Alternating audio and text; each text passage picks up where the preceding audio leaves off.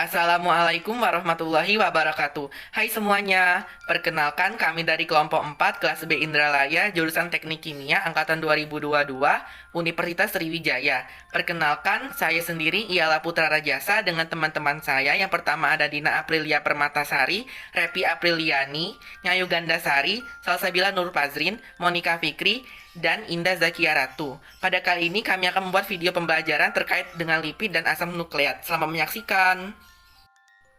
Baiklah, materi pertama adalah lipid. Jadi, lipid adalah senyawa yang mengandung karbon dan hidrogen yang umumnya bersifat hidrofobik, maksudnya tidak larut dalam air tapi larut di dalam pelarut organik. Lipid berasal dari kata lipos, berasal dari bahasa Yunani yang berarti lemak. Jadi, secara definisi, lemak adalah senyawa organik yang terdapat di alam dan sukar larut dalam air, tetapi mudah larut dalam pelarut organik yang bersifat nonpolar, misalnya pada hidrokarbon ataupun ether. Lipid adalah sekelompok senyawa heterogen yang meliputi lemak, minyak, steroid, malam atau wax, dan senyawa-senyawa lainnya yang terkait.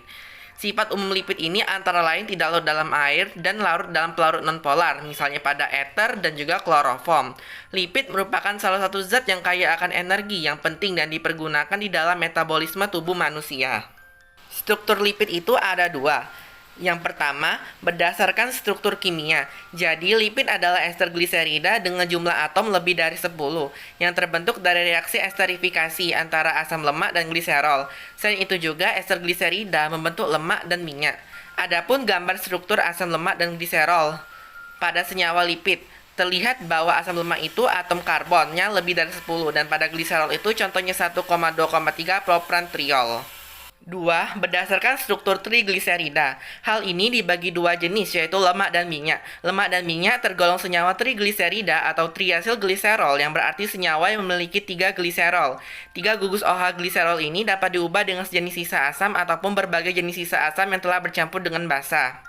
Pada gambar di samping terlihat R1 atau R2 atau R3 yang dimaksudkan adalah rantai hidrokarbon dengan jumlah atom karbon dari 3 sampai 23. Namun paling sering dijumpai adalah 15 atau 17. Lemak yang terbentuk dari asam karboksilat sejenis di mana semua R-nya sama disebut juga dengan lemak sederhana. Namun jika terbentuk dari 2 atau 3 jenis asam karboksilat yang berbeda disebut juga dengan lemak campuran. Lalu, penamaan dari lemak dan minyak sering diberikan sesuai dengan asam lemak pembentuknya. Contohnya, tristearin dari gliserol dan tristearat. Lalu, tripalmitin dari gliserol dan tripalmiat. Selain itu, minyak dan lemak dapat juga diberi nama dengan cara yang dipakai untuk penamaan suatu ester. Contohnya, gliserol tristearat dan gliserol tripalmiat. Adapun contoh reaksinya, yang pertama pada tristearin yang dicampurkan dengan air dibantu dengan katalis asam sehingga akan terbentuk gliserol dan asam stearat. Lalu yang kedua ketika tripalmitin dicampur air dibantu katalis asam sehingga akan terbentuk gliserol dan asam palmitat. Bagian selanjutnya adalah klasifikasi lipid. Lipid diklasifikasikan menjadi dua, yaitu lipid sederhana dan lipid kompleks. Lipid sederhana meliputi ester asam lemak dengan berbagai alkohol. Sedangkan berbeda dengan lipid sederhana, lipid kompleks merupakan ester asam lemak yang mengandung gugus-gugus selain alkohol dan asam lemak seperti fosfolipid dan glikolipid.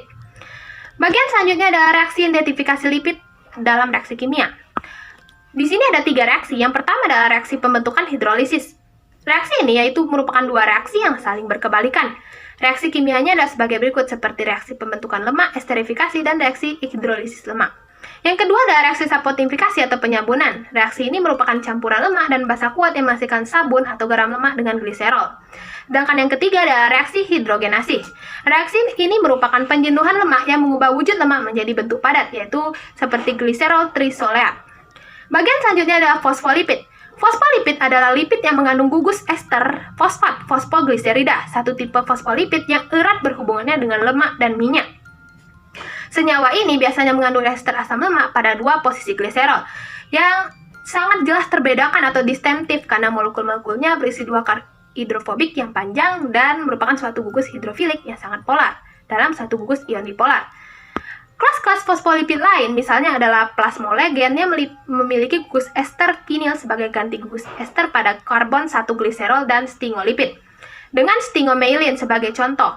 Sphingomyelin adalah suatu ester fosfat, bukan gliserol, tetapi dengan suatu alkohol aldehid yang berantai panjang dan suatu rantai samping amida.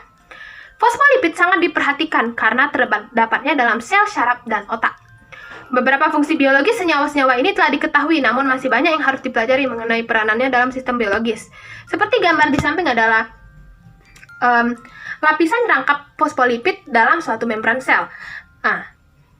Diketahui bahwa fosfolipid penting dalam kerja membran sel, karena membran-membran ini terbentuk dari protein yang tertanam dan menyatu dengan suatu lapisan rangkap atau double layer molekul-molekul fosfogliserida. Fosfolipid juga diduga berperan sebagai penyekat listrik untuk sel saraf. Materi selanjutnya adalah terpena, komponen-komponen tumbuhan yang berbau yang dapat dipisahkan dari bahan nabati lain penuh dengan kukus disebut dengan minyak atsiri atau essential oil. Nah, minyak atsiri ini seperti berasal dari bunga dapat digunakan sebagai parfum.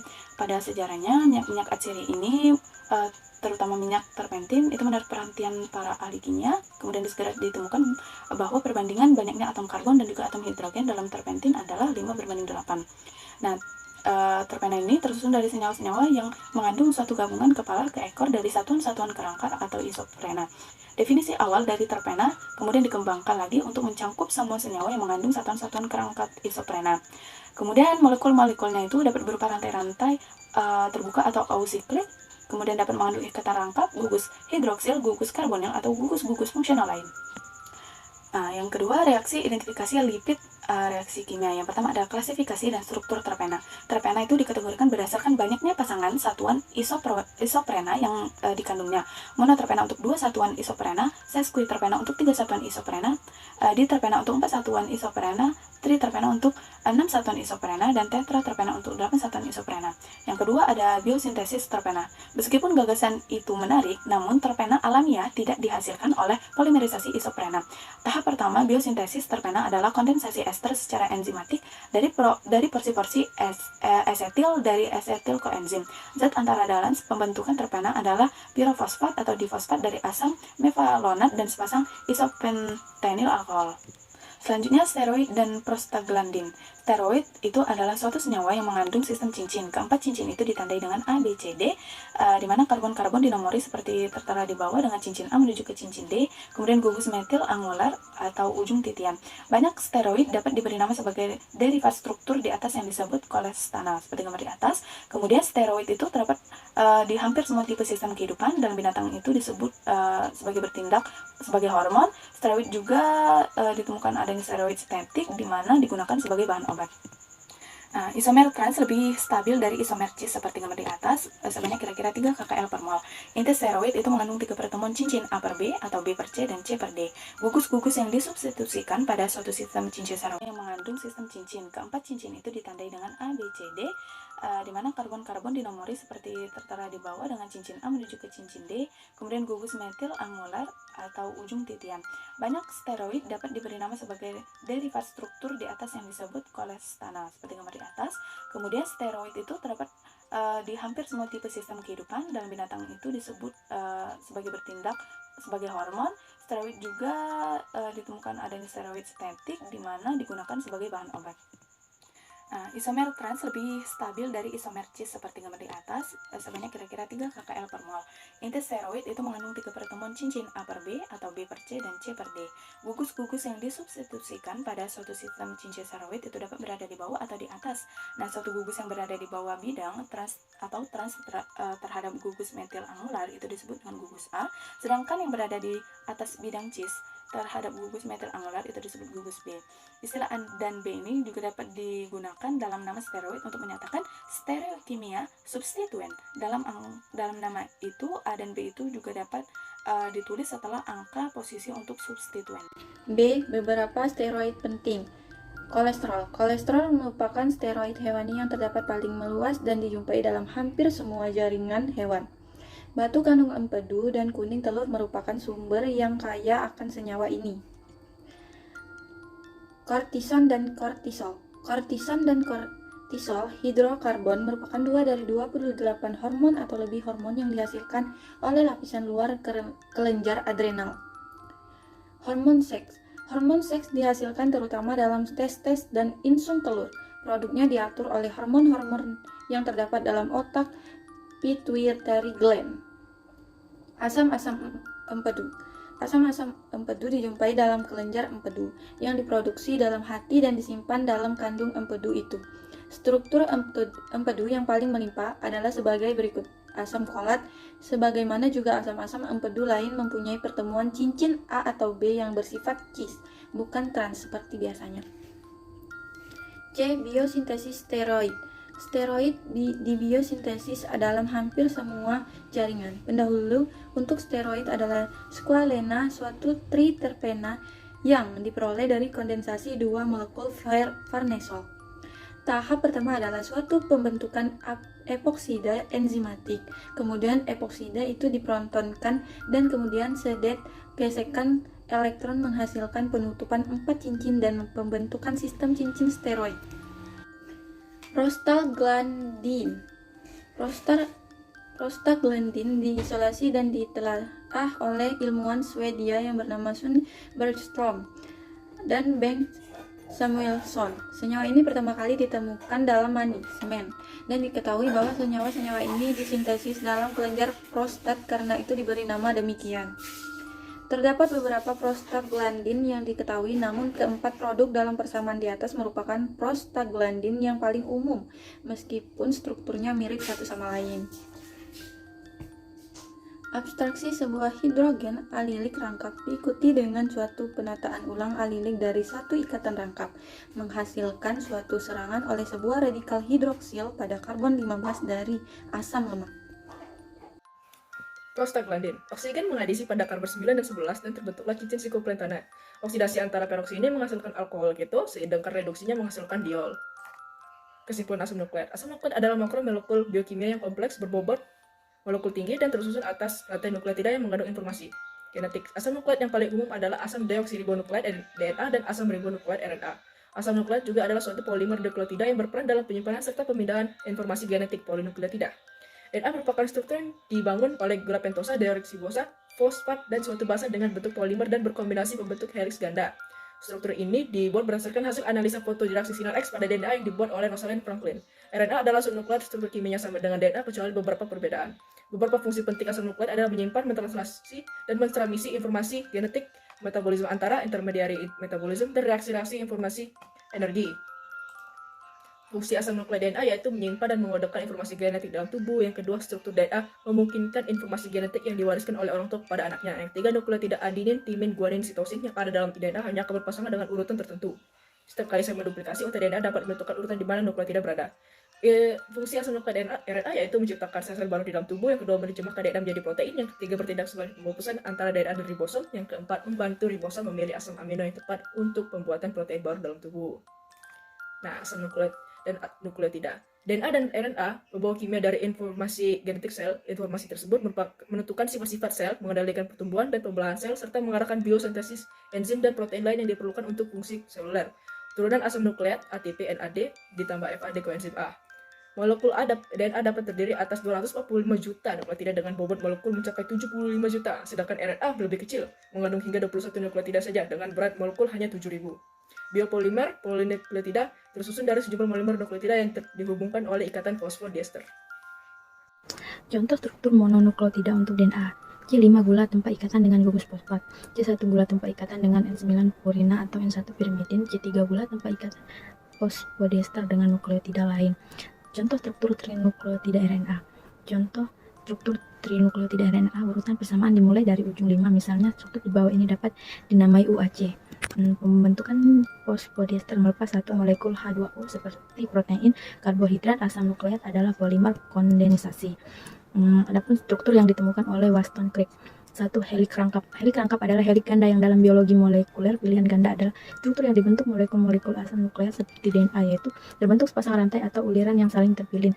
Tiap uliran terdiri dari gugus, gula, deoksiribosa serta fosfat yang terangkai berselang-selang. 2. Antiparalel.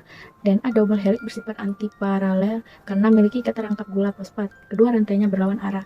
Satu rantai DNA memiliki arah ikatan rantai gula fosfat 3 ke 5 dan yang kedua dari 5 ke 3. DNA komplementer atau DNA pelengkap atau dikenal juga dengan singkatnya cDNA merupakan DNA untai tunggal sintetik buatan yang disalin dari untai mRNA menggunakan teknik PCR dengan memanfaatkan enzim referenser.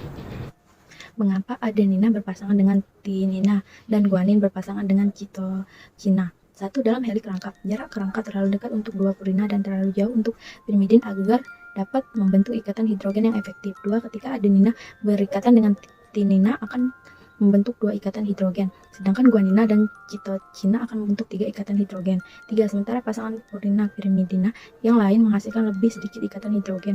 Pasangan G dan T misalnya hanya dapat membentuk 1 ikatan hidrogen. Contoh soal yang pertama, di dalam reaksi hidrolisis, lemak akan menghasilkan, jadi lemak dan minyak juga merupakan senyawa ester. Nah, pada reaksi hidrolisis, minyak dan lemak diubah menjadi asam lemak bebas dan gliserol yang dapat mengakibatkan terjadinya kerusakan pada minyak dan lemak. Hal ini terjadi karena terdapatnya sejumlah air di dalam minyak dan lemak sehingga mengakibatkan rasa dan baunya menjadi tengi. Nah, jadi setiap pelepasan satu molekul asam lemak bebas memerlukan satu molekul air.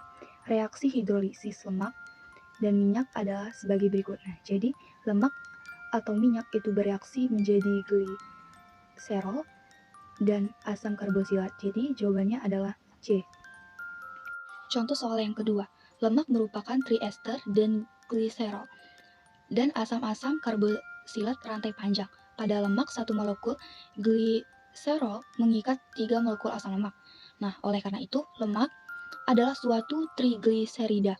Struktur trigliserida memiliki gugus alkali, ya R1, R2, R3, yang merupakan gugus nonpolar dengan jumlah atom karbon antara 11 sampai dengan 23. Dengan gliserol adalah D, tergolong dengan senyawa folihidroksi karena folihidroksi yaitu memiliki gugus OH hidrogen lebih dari 1. Contoh soal yang ketiga, perhatikan gambar berikut. Gambar tersebut merupakan basa purina.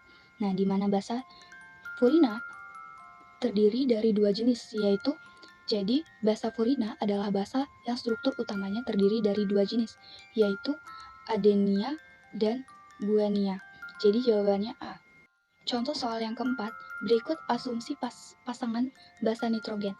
Nah, yang pertama itu ada adenin sitosin, kedua sitosin guanin, ketiga timin guanin, keempat urasil adenin.